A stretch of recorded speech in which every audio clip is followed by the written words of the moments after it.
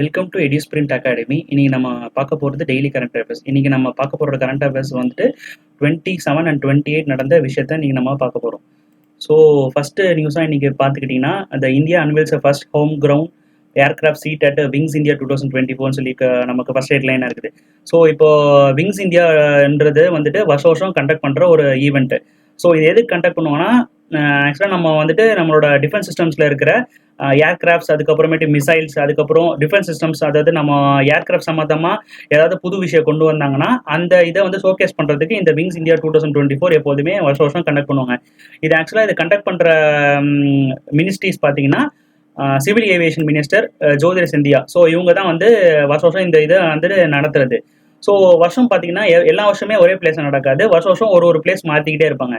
So இந்த வருஷம் அவங்க எந்த இடத்துல நடத்துகிறாங்கன்னா ஹைதராபாத்தில் நடத்திருக்காங்க. ஸோ இதோட தீம் பார்த்துக்கிட்டிங்கன்னா, connecting India to world in Amrit call. And இந்த வருஷோட ஷோகேஸ் மெயின் தீம் பார்த்துக்கிட்டிங்கன்னா உதான் 5.0. உதான் ஸ்கீம் உங்களுக்கு எல்லாத்துக்குமே தெரிஞ்சிருக்கும்.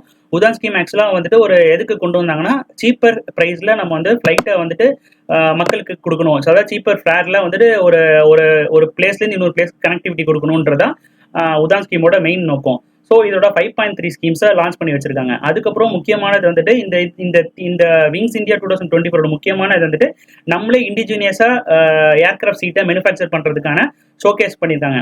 ஆக்சுவலாக நம்ம வந்துட்டு சீட்டுனா நம்ம வந்து வெளிநாட்டிலேருந்து எக்ஸ்போர்ட் பண்ணி நிறையா வரனால, ஸோ இந்த வாட்டிலேருந்து நம்மளே ஏர்கிராஃப்ட் சீட்டை தயாரிக்கலான்றத மெயின் தீமாக வச்சு இந்த விங்ஸ் இந்தியா 2024 நடத்தியிருக்காங்க. நெக்ஸ்ட் நம்ம பார்க்க போகிற நியூஸ் பார்த்தீங்கன்னா, பிஎம் நரேந்திர மோடி வந்துட்டு 19,100 crores டெவலப்மெண்ட் ப்ராஜெக்ட் இன் உத்தரப்பிரதேசில் மெயினாக எந்த இடத்துல பண்ணியிருக்காங்கன்னா, புலான் சாகர் என்ற இடத்துல வந்துட்டு இந்த மாதிரி இவ்வளோ கோடி ரூபாய்க்கு, அதாவது 19,100 கோடி ரூபாய்க்கு ஸ்கீம் வந்து லான்ச் பண்ணி வச்சிருக்காங்க. இதில் மெயின் தீம் பார்த்துக்கிட்டிங்கன்னா, இப்போ உங்களுக்கு எல்லாமே தெரிஞ்சிருக்கும், நம்ம ரயில்வேஸில் வந்துட்டு எலக்ட்ரிஃபிகேஷன் நோக்கி தான் போகுது. ஆக்சுவலாக 2030 நம்ம வந்துட்டு ஃபுல்லி எலக்ட்ரிஃபைடு ரயில்வேஸாக நம்ம மாற போகிறோம். ஸோ அதோட ஒரு முன்னோட்டமாக தான் வந்து என்ன பண்ணியிருக்காங்கன்னா, 173 கிலோமீட்டருக்கு double line electrified section from new Khurja to new Rewari. ஆக்சுவலாக இந்த செஷன் வந்துட்டு இது மெயினாக வந்து எதை ஃபோக்கஸ் பண்ணி பண்ணுறாங்க, டிஎஃப்எஸ்எஸ்எல்னு ஒரு ஆர்கனைசேஷன் இருக்குது. பார்த்தீங்கன்னா ரயில்வேயோட இன்னொரு ஒரு ஆர்கனைசேஷன் அது. அதில் வந்து மெயினாக வந்து குட்ஸை கான்சன்ட்ரேட் பண்ணி அந்த செஷனில் ஃபுல்லாகவே வந்துட்டு குட்ஸு அண்ட் குட்ஸு ட்ரெயின் இன்ஜின்ஸை வந்துட்டு எலக்ட்ரிக் இன்ஜின்ஸாக மாற்றுற ஒரு ஸ்கீம் தான் வந்து டிஎஃப்எஸ்எஸ்எல். ஸோ இதில் வந்துட்டு அந்த 173 கிலோமீட்டருக்கு எலக்ட்ரிஃபைசேஷனை லான்ச் பண்ணி வச்சிருக்காரு நம்ம Narendra Modi sir. Inaugurated rail connecting Matra and Palva and enhancing the rail connectivity to southern and western eastern India from the national capital. அதாவது இந்த டெவலப்மெண்ட் ப்ராஜெக்ட் மூலமாக நம்ம நேஷனல் கேபிட்டல்லேருந்து எல்லா டைரக்ஷன், அதாவது ஈஸ்ட் வெஸ்ட் நார்த் சவுத் எல்லா டைரக்ஷன்ல இருந்தும் நம்ம வந்து ட்ரெயின் கனெக்டிவிட்டியை எலக்ட்ரிஃபிகேஷன்ல மெயினாக வந்து கான்சன்ட்ரேட் பண்ணி இந்த ப்ராஜெக்ட் லான்ச் பண்ணி வச்சிருக்காரு. நெக்ஸ்ட் நம்ம பார்க்க போகிறது டே நர்லம் ஸ்கீம். தீனதயாள் அந்தோதயா யோஜனா சொல்லி ஒரு ஸ்கீம் வந்து லான்ச் பண்ணியிருக்காங்க முன்னாடி. ஆக்சுவலாக இந்த ஸ்கீம் எதுக்கு லான்ச் பண்ணாங்கன்னா வந்துட்டு நம்மளோட இந்தியாவில் இருக்கிற பாவர்ட்டியை எலிமினேட் பண்ணுறதுக்கு தான் இந்த ஸ்கீம் லான்ச் பண்ணது. இப்போ அந்த ஸ்கீம் என்ன பண்ணியிருக்காங்கன்னா, இப்போ வந்துட்டு 5 years இப்போ அந்த ஸ்கீமை ரெனியூவல் பண்ணி இப்போ அது யார் கூட வந்துட்டு டைப் பண்ணி ஒரு புதுசாக ஒரு விஷயத்த அந்த ஸ்கீம் கூட சேர்த்துருக்காங்க. இப்போ என்னன்னா, அந்த லேடி இறைவன் காலேஜ், இந்த காலேஜ் வந்து டெல்லியில் இருக்குது. ஆக்சுவலாக இந்த ஸ்கீம் மூலமாக உமன்ஸ் வந்துட்டு அவங்களோட இதை வந்து டெவலப் பண்ணுறதுக்காண்டி தான் இந்த ஸ்கீம் வந்துட்டு 5 years எக்ஸ்டெண்ட் பண்ணி இவங்க கூட எம்ஓ சைன் பண்ணியிருக்காங்க. அது இதில் வந்து மெயினாக வந்து கான்சன்ட்ரேட் பண்ணுறது பார்த்தீங்கன்னா, focusing on the strengthening nutrition and gender equality livelihood for womens.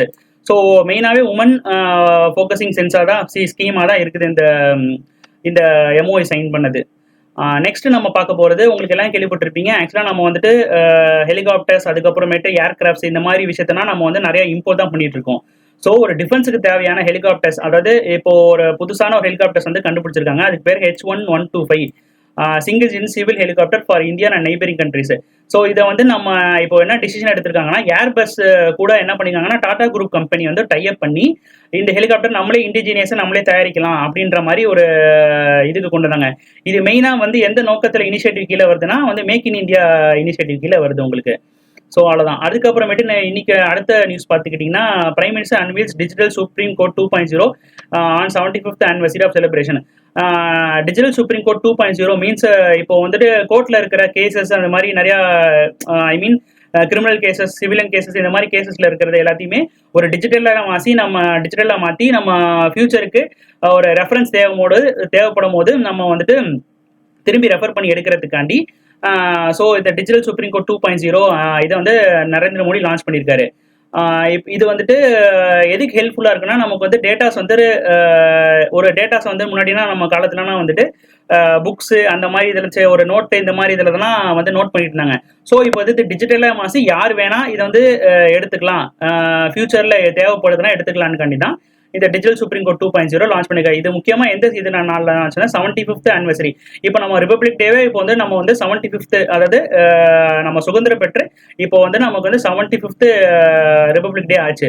So இது எல்லாமே நோக்கத்தை வச்சு நம்ம வந்துட்டு இந்த 75th anniversary celebration of Supreme Court அன்னைக்கு டிஜிட்டல் சுப்ரீம் கோர்ட் 2.0 லான்ச் பண்ணி வச்சிருக்காரு. நீங்க நம்ம அடுத்த நியூஸ் எது பார்க்க போறோம்னா இன்டர்நேஷனல் நியூஸ். ஸோ இன்டர்நேஷனல் நியூஸில் இன்னைக்கு நம்ம இதோட முக்கியமான நியூஸ் எது பார்த்துக்கிட்டிங்கன்னா, rebuilding trust key highlights from Davos summit 2024. இப்போ வந்து உங்களுக்கு தெரிஞ்சிருக்கும், வேர்ல்டு எக்கனாமிக்கல் ஃபோரம்னு சொல்லி ஒரு ஆர்கனைசேஷன் இருக்குது. இந்த ஆர்கனைசேஷன் வந்துட்டு ஆனுவலாக வந்து ஒரு சமிட் நடத்துவாங்க. ஸோ இந்த 54வது ஆனுவல் சமிட் வந்து எங்கே நடக்குதுன்னா தாவோஸில் நடக்குது. எதை தீமா வச்சு பண்ணுறாங்கன்னா ரீபில்டிங் ட்ரஸ்ட். இந்த இதை தீமா வச்சு தான் நம்ம பண்ணியிருக்காங்க. ஸோ இந்தியா வந்துட்டு collaborates with WEF to launch global food good alliance for gender equality and emphasising women health education.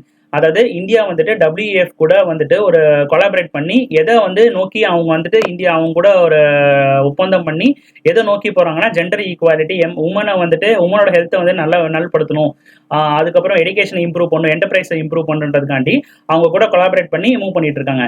So இதை இப்படிதான் பேச போறாங்கன்றத வந்துட்டு போன வருஷம் நடந்த பிஸ்னஸ் 20 சமிட், அதாவது உங்களுக்கு தெரிஞ்சிருக்கும், இந்த போன வாட்டி நமக்கு வந்துட்டு G20 சமிட் நம்ம இந்தியாவில் கண்டக்ட் பண்ணாங்க. ஸோ அந்த சமிட் அப்போ பிஸ்னஸ் 20 சமிட்னு சொல்லி ஒரு சமிட் நடக்கும் செப்பரேட்டா.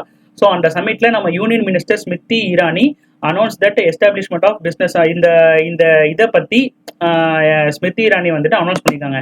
இப்படி இந்த வேர்ல்டு எக்கனாமிக்கல் ஃபோரம் நெக்ஸ்ட் இயர்ல வந்துட்டு மீட்டிங் கூடும் போது நம்ம வந்துட்டு இந்த இதை மெயின் தீமா வச்சு நம்ம ஃபோக்கஸ் பண்ணி போறோன்றத. ஸோ அடுத்த நியூஸ் பார்த்துக்கிட்டிங்கன்னா பேங்கிங் நியூஸ். பேங்கிங் நியூஸில் நமக்கு வந்துட்டு என்ன முக்கியமான நியூஸ் பார்த்தீங்கன்னா, Canara HSBC life introduce I selected guarantee future plus insurance schemes. இது ஒரு guarantee future plus insurance scheme. இது ஒரு இன்சூரன்ஸ் ஸ்கீம் எதுக்கு லான்ச் பண்ணியிருக்காங்கன்னா, ரெகுலர் இன்கம் வாங்குறவங்களுக்கு, இயர்லி இன்கம் வாங்குறவங்களுக்கு, லாங் டேர்ம் இன்கம் வாங்குறவங்களுக்கு. ஸோ இந்த இன்சூரன்ஸ் ஸ்கீம் மூலமா அவங்க வந்துட்டு ஒரு மெச்சூரிட்டி பெனிஃபிட் அடைஞ்சு, அதுவும் ஒரு நமக்கு இன்ட்ரெஸ்ட் போட்டு அந்த மாதிரி அமௌண்ட் பாலிசி டேர்ம்ஸ் அந்த மாதிரி இருக்குது. ஸோ நெக்ஸ்ட் நம்ம பார்த்துக்கிட்டிங்கன்னா, அவங்க இதில் வந்து ஆப்ஷனலாக வந்து accident death benefit protection scheme ப்ரீமியமும் இருக்குது. இந்த இன்சூரன்ஸ் ஸ்கீமை வாங்குறதுக்கு மினிமம் என்ட்ரி ஏஜ் வந்து எதுவுமே கிடையாது. ஸோ மேக்ஸிமம் என்ட்ரி ஏஜ் பார்த்தீங்கன்னா 65 years and minimum maturity age, அதாவது நம்ம அந்த அமௌண்ட் வந்து மெச்சூரிட்டி ஆகி வரது வந்துட்டு மினிமம் வந்து 18 இயர்ஸ், மேக்ஸிமம் வந்து 99 இயர்ஸ். நெக்ஸ்ட் நம்ம வந்துட்டு அவார்ட் நியூஸ் பார்க்க போகிறோம். City of London recognise Ajit Mishra with freedom of city award for business partnership advocate. அதாவது அஜித் மிஸ்ரான்னு சொல்லி ஒரு இந்தியன் பார்ன் லாயர் இன் யூகேல இருக்காரு. அவர் வந்துட்டு நம்ம யூகேக்கும் நம்ம இந்தியாவுக்கும் ஒரு பிஸ்னஸை வந்து ஸ்ட்ரென்தனிங் பண்ண கொடுத்ததுக்காண்டி ஸோ லண்டன் கவர்மெண்டால அவருக்கு ஃப்ரீடம் ஆஃப் சிட்டி அவார்ட் கொடுத்துருக்காங்க. அடுத்தது நம்ம வந்து அப்பாயின்மெண்ட் நியூஸ் பார்க்க போகிறோம். வாராணி ஒரு எலக்ட்ரானிக் கம்பெனி. இந்த கம்பெனி என்ன பண்றாங்க, ஹெட்ஃபோன்ஸ் அந்த எலக்ட்ரானிக் டிவைஸ் பண்றாங்க. ஸோ இவங்க என்ன பண்ணிருக்காங்கன்னா, ரவீந்திர ஜடேஜா நம்ம கிரிக்கெட் பேர் இருக்காருல்ல, இவரை வந்துட்டு பிராண்ட் அம்பாசிடரா போட்டிருக்காங்க அவங்க பிரீமியம் எலக்ட்ரானிக்கல் ப்ராடக்ட்ஸ் காண்டி. அதுக்கப்புறமேட்டு நம்ம அப்பாயின்மெண்ட்ஸ்ல பாத்தீங்கன்னா ஹவில்தார் பிரீத்தி ராஜிகா, இவங்க வந்துட்டு ஒரு ட்ராப் ஷூட்டர்.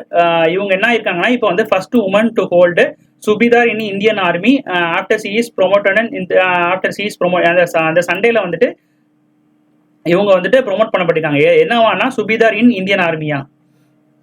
நெக்ஸ்ட் நம்ம வந்து டிஃபென்ஸ் நியூஸ்ல பாத்துக்கிட்டீங்கன்னா, Indian navy successfully test fire extended range BrahMos supersonic crucial missile. இந்த பிரம்மோஸ் மிசைல்ன்றது ஒரு supersonic nuclear missile, so cruise missile. So இந்த மிசைலை வந்துட்டு இப்போ வந்துட்டு டெஸ்ட் ஃபயர் பண்ணியிருக்காங்க. ஸோ இந்த பிரம்மோஸ் மிசைலில் வந்துட்டு இது எந்த அடிப்படையில் வந்துட்டு மேனுஃபேக்சர் பண்ணுறாங்கன்னா, அட்டம் நிர்பகர் Bharat initiative of the government of India. Atma நிர்பகர் பாரத்னா பார்த்தீங்கன்னா, நம்ம இண்டிஜினியஸாக நம்ம வந்துட்டு நம்ம இந்தியா வந்து ஒரு லெவலில் ஆகணும்னு சொல்லிட்டு ஸோ இந்த ஸ்கீம் போட்டு ஜிடிபிலேருந்து பர்டிகுலர் அமௌண்ட்டை இந்த ஸ்கீம் காண்டி வருஷம் வருஷம் ஒதுக்கிட்டே இருப்பாங்க.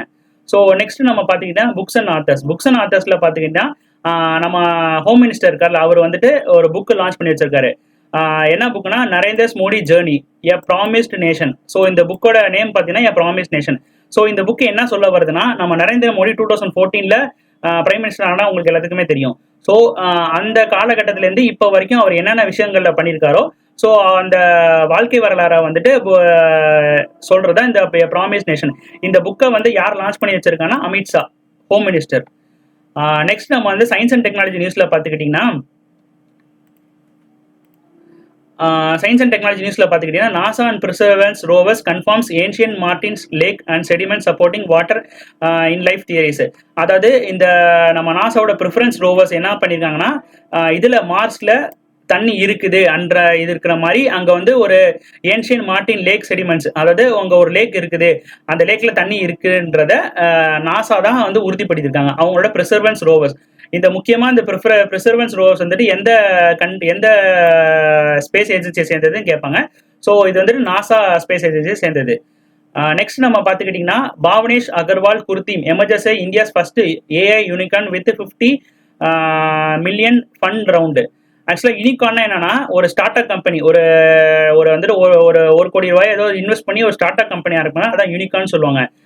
இவர் தான் வந்துட்டு ஏஐல, அதாவது நம்ம இந்தியாவில் வந்துட்டு ஏஐல ஒரு ஸ்டார்ட் அப் கம்பெனி ஆரம்பிச்சு ரன் பண்றதுக்கு ஸ்டார்ட் பண்ணது இந்த பாவனேஷ் அகர்வால். இந்த பாவனேஷ் அகர்வால் மெயினாக பார்த்துக்கிட்டிங்கன்னா, இவர் வந்துட்டு ஓலோ கம்பெனியோட இவர் தான் ஓனர். ஓலோ கம்பெனியோட ஓனர் பார்த்தீங்கன்னா இவர் தான் பாவனேஷ் அகர்வால்.